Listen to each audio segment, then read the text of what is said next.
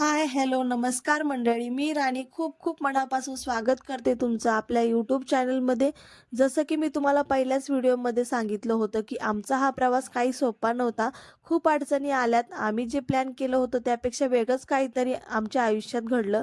खरंच ना, आपण जितकं विचार करतो, प्लॅन करतो तसं सगळं होतंच असं नाही. हे मी का म्हणाले होते हे आज तुम्हाला समजेल. आतापर्यंत तुम्ही माझे सगळे व्हिडिओ पाहिले असतीलच. तर मंडळी, आम्हाला जायचं होतं तुळजापूरला. पण त्याच वेळी न्यूजमध्ये कळालं की देवी सध्या निद्रावस्थेत आहे, मंदिर बंद आहे आणि जरी काही वेळ उघडं असेल तर देवी ही झोपलेली आहे, तर दर्शन होणार नाही. हे ऐकल्यावर खरंच खूप वाईट वाटलं, कारण मनापासून इच्छा होती तुळजापूरला जायची. खूप प्लॅन केला होता, पण काहीतरी वेगळंच घडलं. तेव्हाच मनात एक विचार आला, देवदर्शन हे देवाच्या इच्छेनेच होतं. कदाचित देवीची इच्छा असेल आपण नंतर यावं, म्हणून यावेळेस तुळजापूरचं दर्शन होऊ शकलं नाही. मग अचानक मॅप पाहत असताना हम्पी दिसलं आणि मनात लगेच आलं आपण हम्पीला जाऊया. आणि क्षणातच निर्णय घेतला. आमचा हम्पीचा प्रवास ठरला आणि हम्पीहून पुढे आम्ही जाणार आहोत कोल्हापूरला आई अंबाबाईच्या दर्शनासाठी. तर मंडळी, आता आमचा हम्पीचा हा सुंदर, अनपेक्षित पण खास प्रवास सुरू होत आहे. व्हिडिओ शेवटपर्यंत नक्की बघा. सगळ्यात आधी आम्ही एका ठिकाणी थांबलो होतो. ते गाव नेमकं कुठलं होतं हे आम्हाला माहिती नाही, कारण तिथे सगळीकडे कन्नडी भाषेतच बोर्ड्स होते आणि आम्हाला काहीच समजत नव्हतं. पण रस्त्याच्या कडेला एक हॉटेल दिसलं आणि हॉटेल दिसलं की प्रवासात गाडी थांबतेच ना, म्हणून आम्ही तिथे गाडी थांबवली. तिथे आम्ही मस्त गरमागरम नाश्ता केला. शक्यतो अशा ठिकाणी इडली, डोसा, वडा, सांबारच जास्त मिळतं आणि आम्हीही तेच ऑर्डर केलं आणि खरंच इथली टेस्ट खूपच छान होती. नाश्ता झाल्यानंतर एक आठवण आली. माझ्यासोबत जी माझी फ्रेंड आहे ना, तिची सँडल पंढरपूरला हरवली होती. खुशीच्या पप्पांची चप्पल हरवली भीमाशंकरला आणि आता तिची हरवली होती पंढरपूरला. म्हणून तिच्यासाठी चप्पल घ्यायची होती. तिने एका दुकानातून छानशी अशी सँडल घेतली आणि मग आम्ही पुढे निघालो. अलीकडे दुपारची वेळ झाली होती, म्हणून आम्ही पुन्हा गाडी थांबवली आणि तिथे आम्ही मस्त नारळ पाणी पिलं. तर तिकडच्या नारळ पाणी खूप टेस्टी आणि गोड होतं. नारळ पाणी पिल्यानंतर मन खूप शांत झालं. इतक्या गरमीमध्ये असं थोडंसं थंड थंड वाटायला लागलं होतं. तर नारळाची जी मलाई असते ना, ती सुद्धा आम्ही नारळवाल्यांना काढून द्यायला सांगितली. त्याच्यानंतर आम्ही उसाचा रस घेतला. तिकडच्या लोकांना आपली भाषा फारशी समजत नाही, पण थोडं थोडं हिंदीमध्ये समजावलं की मग काहीतरी कळतं. आणि मजेशीर गोष्ट म्हणजे नारळवाल्यांनी माझ्या चॅनलला सबस्क्राईब सुद्धा केलं, कारण माझ्या मिस्टरांनी त्यांना सांगितलं की तुमचा व्हिडिओ यूट्यूबवर दिसेल. इतकं सगळं झाल्यानंतर आम्ही पुन्हा आमच्या प्रवासाला सुरुवात केली आणि इथूनच आम्हाला रस्त्याच्या दोन्ही बाजूंना ते लाल दगड दिसायला सुरुवात झाली आणि ते पाहिल्यावर कळालंच की आपण हळूहळू हम्पीच्या जवळ येतोय. आणि हो, तुम्हाला एक गोष्ट सांगायची तर राहिलीच. गाणगापूर पासून हम्पीचं अंतर साधारण 360 किलोमीटर आहे बरं. आणि रस्त्यात असे छोटे छोटे अनुभव येतात, तर त्याच्यामुळे प्रवास अजूनच छान बनतो.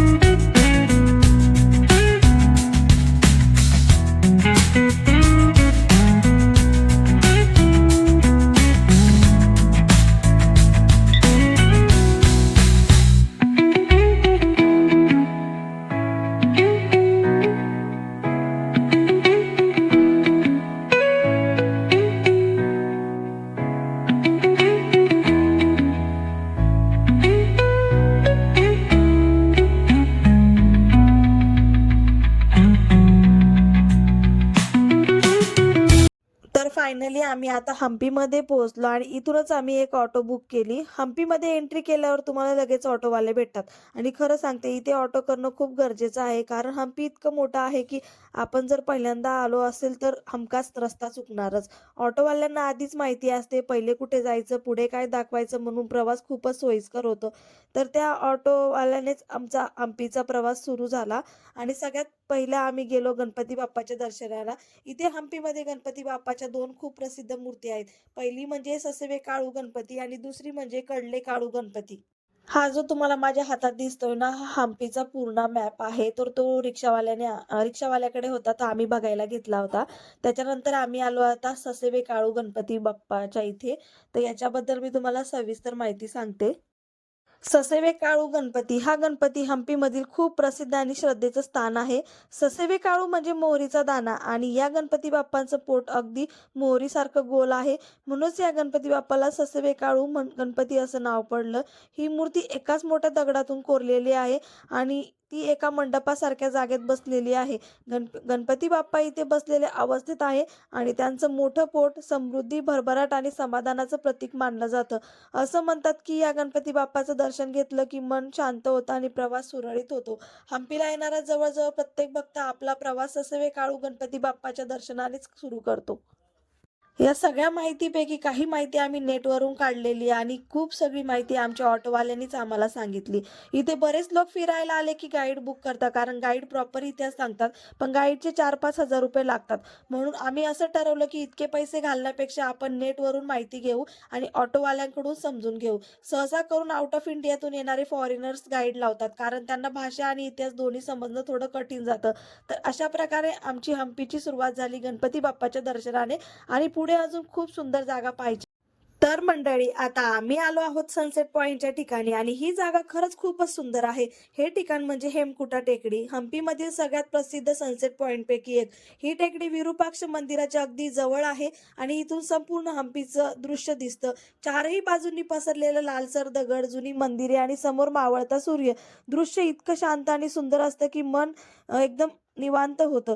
हेमकुटा टेकडीवर छोट्या छोट्या प्राचीन मंदिराचे अवशेष आहेत आणि संध्याकाळच्या वेळेस सूर्य मावळताना हे सगळे दगड सोनेरी रंगात न्हाऊन निघतात.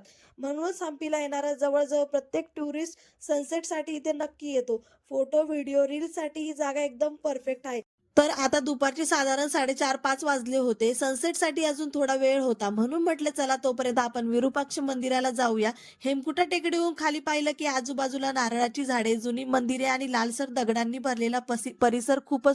दुपारचे साधारण 4:30-5 वाजले होते. सनसेटसाठी अजून थोडा वेळ होता. म्हणून म्हटलं चला तोपर्यंत आपण विरूपाक्ष मंदिराला जाऊया. हेमकुटा टेकडीवरून खाली पाहिलं की आजूबाजूला नारळाची झाडं, जुनी मंदिरे आणि लालसर दगडांनी भरलेला परिसर खूपच सुंदर दिसत होता. तर ही टेकडी भगवान शिवाशी जोडलेली आहे. पौराणिक कथेनुसार याच टेकडीवर पार्वती मातेने भगवान शिवांना मिळवण्यासाठी तपस्या केली होती. म्हणूनच इथे इतकी शांतता आणि सकारात्मक ऊर्जा जाणवते.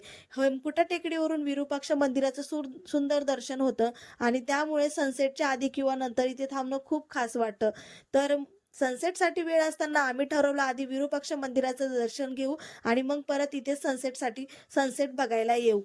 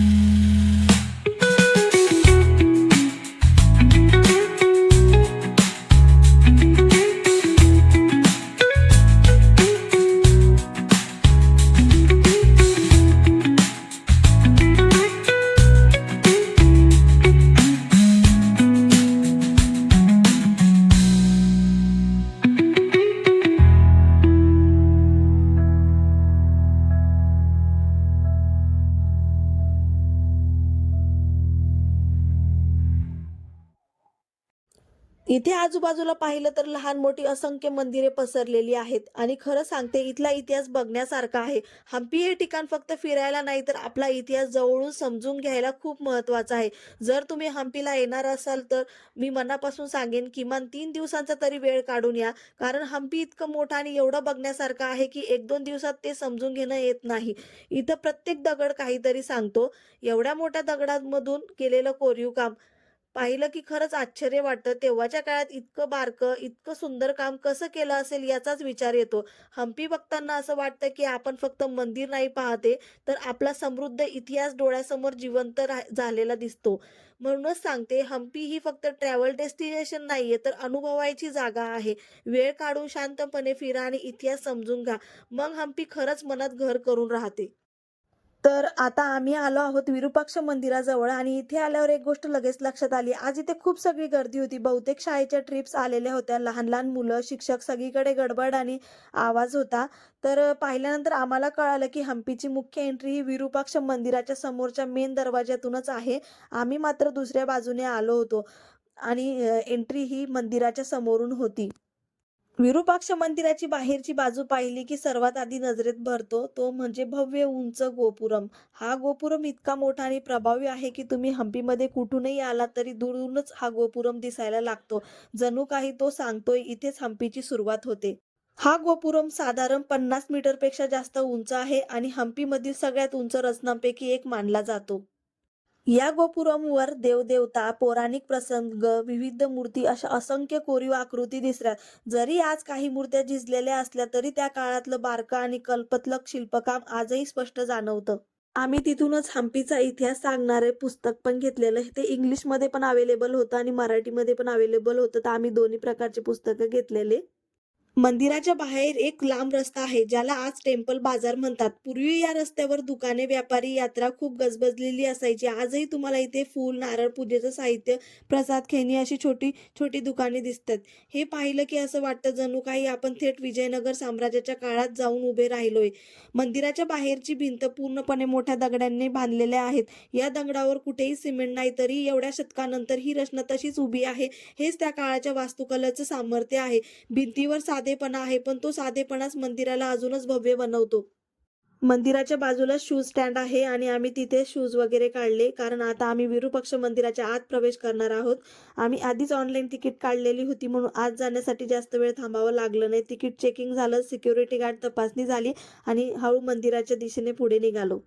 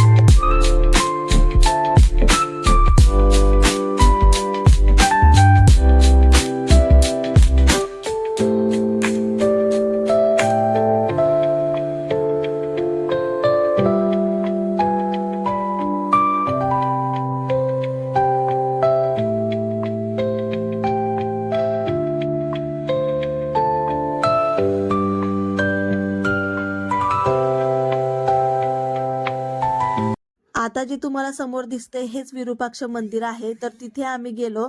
आतमध्ये सीसीटीव्ही कॅमेरे लावलेले होते. व्हिडिओ वगैरे करणं अलाउड नव्हतं म्हणून आतला व्हिडिओ काही केलेला नाहीये. फक्त मनापासून हात जोडून देवाचे दर्शन घेतले आणि बाहेर आलो. तर विरूपाक्ष मंदिरामध्ये भगवान शिव यांची पूजा केली जाते. इथे शिवाची पूजा विरूपाक्ष नावाने होते. विरूपाक्ष म्हणजे विशाल नेत्र असलेला शिव, संपूर्ण विश्वाकडे पाहणारा महादेव. हे मंदिर पार्वती माता म्हणजेच पंपादेवी आणि भगवान शिव यांच्या विवाहाशी जोडलेलं आहे. म्हणून या ठिकाणाला खूप मोठं धार्मिक महत्त्व आहे. मंदिराच्या आत गेल्यावर आपण हळूहळू गर्भगृहाकडे जातो. गर्भगृहामध्ये शिवलिंग स्थापित आहे आणि तेच मुख्य दर्शन असतं. इथे पोहोचल्यावर आजूबाजूचा सगळा आवाज जणू थांबतो, मन शांत होतं आणि डोळे आपोआप महादेवांकडे स्थिरावतात.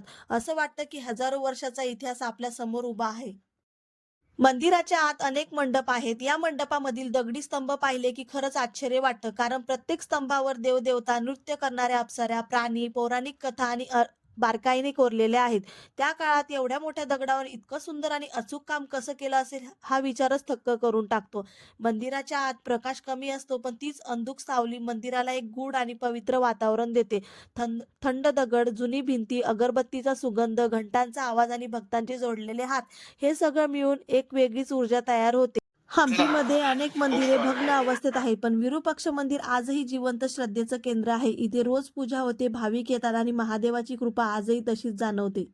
विरूपाक्ष मंदिर हे फक्त एकाच देवांचं नाहीये, तर शैव परंपरेनुसार तयार झालेलं एक संपूर्ण देवालय संकुल आहे. म्हणजे शिवासोबत इथे इतर देवी देवतांचीही पूजा होते. या सगळ्या मूर्तीची स्थापना वेगवेगळ्या काळात, मुख्यतः विजयनगर साम्राज्याच्या काळात झालेली आहे. काही मूर्ती आहे आणि आधीच्या काळातील आहेत.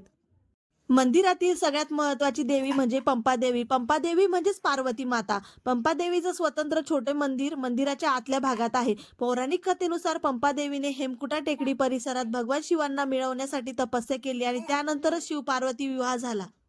मंदिराच्या आत भगवान गणेशाची मूर्ती आहे. कोणतंही मोठं शिव मंदिर गणपतीशिवाय पूर्ण मानलं जात नाही. म्हणून पूजा, उत्सव आणि विशेष कार्यक्रम गणपती पूजेशिवाय सुरू होत नाही. ही मूर्ती विजयनगर काळातील शिल्पकलेचं सुंदर उदाहरण आहे. विरूपाक्ष मंदिरात तसेच भगवान विष्णूची ही मूर्ती आहे. हे दाखवतं की विजयनगर काळात शैव आणि वैष्णव परंपरा एकत्र नांदत होत्या. विष्णू मूर्ती साधारणपणे मंदिराच्या आतील मंडप किंवा बाजूच्या देवालयात असते. काही भागात दुर्गा किंवा अंबादेवीच्या मूर्ती पाहायला मिळतात. या मूर्ती शक्ती उपासनेशी जोडलेल्या आहेत आणि त्या काळात देवी उपासनेलाही खूप महत्त्व दिलं जायचं. मंदिराच्या आत नवग्रहांची स्थापना आहे. नवग्रह म्हणजे सूर्य, चंद्र, मंगळ, बुध, गुरु, शुक्र, शनी, राहू, केतू. पूर्वीच्या काळात पूजा, विवाह, यात्रा या सगळ्यांआधी नवग्रह शांतीसाठी इथे दर्शन घेतलं जायचं. मंदिराच्या स्तंभावर ऋषी, देवदूत, यक्ष, गंधर्व यांच्या कोरीव आकृती दिसतात. या मूर्ती स्वतंत्र पूजेसाठी नसून कथानक आणि धर्माचा संदेश देण्यासाठी कोरलेल्या आहेत. या सगळ्या मूर्तींची स्थापना विजयनगर साम्राज्याच्या राजांनी, विशेषतः हरिहर बुक्का, कृष्णदेवराय यांच्या काळात झालेली आहे. राजे फक्त राजकर्ते नव्हते, तर श्रद्धाळू, भक्त आणि कलाप्रेमी होते. म्हणूनच एवढ्या सुंदर मूर्ती आणि देवालय रचना आजही टिकून आहेत. मंदिराच्या आत फिरताना असं वाटत नाही की आपण वेगवेगळ्या मूर्ती पाहतोय, तर असं वाटतं की संपूर्ण देव परिवार एकाच छताखाली नांदतोय. आता आम्ही चाललो आहेत मंदिराजवळील मनमथ सरोवराकडे. असं मानलं जातं की या सरोवराचं नाव मनमथ या देवावरून पडलं आहे. पौराणिक कथेनुसार भगवान शिवांनी याच ठिकाणी मनमथला भस्म केलं होतं. म्हणून या पाण्याला खूप पवित्र आणि शक्तिशाली मानलं जातं. पूर्वीच्या काळात विरूपाक्ष मंदिरात होणाऱ्या पूजा, अभिषेक आणि धार्मिक विधीसाठी या सरोवरातील पाणी वापरलं जायचं. आजही सरोवर खूप शांत आणि निवांत वाटतं. आजूबाजूला जुनी दगडी रचना, मंदिराचे अवशेष आणि मागे दिसणारी हेमकुटा टेकडी, हे सगळं मिळून एक वेगळंच पवित्र वातावरण तयार होतं. इथे थोडा वेळ उभं राहिलं की असं वाटतं इतिहास, श्रद्धा आणि निसर्ग हे सगळं एकाच ठिकाणी खूप शांतपणे नांदत आहेत. म्हणूनच विरूपाक्ष मंदिराचं दर्शन घेतल्यानंतर इथे थोडा वेळ थांबणं मनासाठी खूप समाधान देणारं असतं. हे जे तुम्हाला दगडांमध्ये नाग आणि साप कोरलेले दिसतायत, तर हे काही साधं शिल्प नाहीये. ही जागा म्हणजे मनमथ सरोवर. याच्या परिसरातील एक प्राचीन नागपूजा स्थळ आहे. पूर्वीच्या काळात नागांना पाण्याचे रक्षक मानलं जायचं. म्हणूनच तळी, सरोवर, नदीकाठ इथे नागांची शिल्प कोरण्याची परंपरा होती. असं मानलं जायचं की नागांची पूजा केली तर पाणी शुद्ध राहतं आणि परिसर सुरक्षित राहतो. या दगडी नागांवर आजही काही ठिकाणी फुलं, हळद, कुंकू, नारळ ठेवलेले दिसतात. याचा अर्थ आजही लोक या नागांना श्रद्धेने पूजतात. विरूपाक्ष मंदिराच्या जवळ अशी नागशिल्प असणं खूप अर्थपूर्ण वाटतं. आता आम्ही आलो होतो सनसेट पॉईंटकडे आणि खूप वेळ झाला होता. सनसेट जवळ-जवळ निघतच आलेला होता. तरी मनात एकच विचार केला, जाऊया आणि जेवढा क्षण मिळेल तेवढा अनुभव घेऊया म्हणून. आणि आम्ही पोहोचलो हेमकुटा टेकडीवर. सूर्य हळूहळू खाली झुकत होता. आकाशात रंग बदलत होते. केशरी, सोनेरी, थोडासा गुलाबी आणि समोर पसरलेलं ते लालसर दगड. त्या कधी-कधी ना प्रवासातला शेवटचा क्षण सुद्धा आयुष्यभर लक्षात राहणारा असतो. तर हंपी अजून अर्धसुद्धा फिरून झालेलं नव्हतं, कारण आम्ही थोडं लेट आलेलो होतो. म्हणून ठरवलं की उद्या सकाळी लवकर उठून उरलेलं हंपी नक्की फिरायचं. त्यासाठी आम्ही हंपीमध्येच एक रूम घेतलेली. ती काही हॉटेल वगैरे नव्हती, तर अगदी घरगुती रूम होती. पण खरंच सांगते, रूम खूपच छान होती. स्वच्छ, शांत आणि निवांत. एक गोष्ट खास सांगते, हंपीमध्ये रूमचे रेट खूप जास्त आहेत. ₹3000 खाली इथे जवळ-जवळ एकही रूम मिळणं खूप अवघड आहे. बहुतेक सगळ्या रूम्स 3000च्या वरच आहे. आम्ही चौघं मिळून ती 3000त एक रूम बुक केली. फक्त रात्र काढायची होती तरीसुद्धा. रूममध्ये पोहोचल्यानंतर मस्त निवांत बसलो. दिवसभरचा थकवा जाणवत होता. दोघेजण तर गाडी चालवून अक्षरशः दमलेले होते. थोडा वेळ बसताच मन आणि शरीर दोन्ही शांत झालं. पण मग भूक पण लागली होती आणि मनात आलं चला बाहेर जाऊया काहीतरी जेवायला. सतत तेच ते इडली डोसा खाऊन आम्ही थोडं कंटाळलो होतो. आज आम्हाला भाजी पोळी घरचं जेवण याची खूपच इच्छा होती. म्हणून मग त्या शोधात आम्ही पुन्हा एकदा हंपीच्या रस्त्यावर बाहेर पडलो. आता पुढचा अनुभव जेवणाचा होता. कधी-कधी प्रवासात फिरणं जितकं महत्त्वाचं असतं, तितकंच हे छोटे-छोटे क्षण प्रवासाला खास बनवतात. तर आम्ही एका पाणीपुरीच्या स्टॉलला गेलेलो. तर तिथे पाणीपुरी घेतलेली. पाणीपुरी मस्त होती. चव थोडी वेगळी होती. आपल्याकडे जशी बनती त्यापेक्षा थोड्या वेगळ्या पद्धतीने बनवलेली होती. पाणी, चटणी, मसाला सगळंच थोडंसं वेगळं होतं, पण टेस्ट मात्र खूप छान होती. आणि खरं सांगू का, जेव्हा भूक लागलेली असते ना, तेव्हा माणसाला काहीही खूपच छान लागतं. तर पाणीपुरीने तर काही आमचं पोट भरणार नव्हतं. मग आम्हाला पुढे गेल्यावर एक हॉटेल दिसले, जिथे नीट जेवण मिळत होतं. म्हणून मग आम्ही तिथेच थांबलो आणि फायनली आम्हाला आमच्या मनासारखं जेवण मिळालं. मी तिथला व्हिडिओ काही बनवला नाहीये, कारण खरं सांगू का, जेवण येताच आम्ही डायरेक्ट जेवायला सुरुवात केली. एवढी भूक लागलेली होती. तिथे आम्ही भाजी-पोळी, डाळ-भात असं साधं पण खूप समाधान देणारं जेवण केलं आणि जेवण खूप छान झालं होतं. दिवसभरचा थकवा त्या एका जेवणाने खूप कमी झाला. कधी-कधी ना हॉटेलचं नाही, तर साधं घरचं वाटणारं जेवणच सगळ्यात जास्त सुख देतं. जेवण झाल्यानंतर बाजूलाच हँडमेड कपड्यांचे आणि हँडमेड वस्तूंचे स्टॉल लागलेले होते. खूप छान-छान वस्तू होत्या. कपडे, पर्स, शोपीस, डोळ्यांना भारी वाटणाऱ्या. आम्ही तिथे थोडा वेळ फिरलो, पाहिलं, एन्जॉय केला, पण काही घेतलं नाही. कधी-कधी फक्त बघणं, फिरणं हे सुद्धा खूप छान वाटतं ना. असा हा आमचा हंपीमधला पहिल्या दिवसाचा शेवट शांत, छान आणि पोटभर समाधान देणारा झाला. शेवटी आम्ही रूमवर परत आलो आणि आता फक्त मस्त आराम करायचा होता. पण लक्षात ठेवा, हंपी अजून अर्धसुद्धा फिरून झालेलं नाहीये. उद्या सकाळी लवकर उठून आम्ही अजून खूप सुंदर ठिकाण पाहणार आहोत. म्हणून उद्या येणारा हंपीचा नेक्स्ट व्हिडिओ बघायला विसरू नका. आणि हा व्हिडिओ जर तुम्हाला आवडला असेल तर लाईक करा, शेअर करा आणि चॅनलला सबस्क्राईब करायला मात्र विसरू नका. पुन्हा भेटू पुढच्या व्हिडिओमध्ये.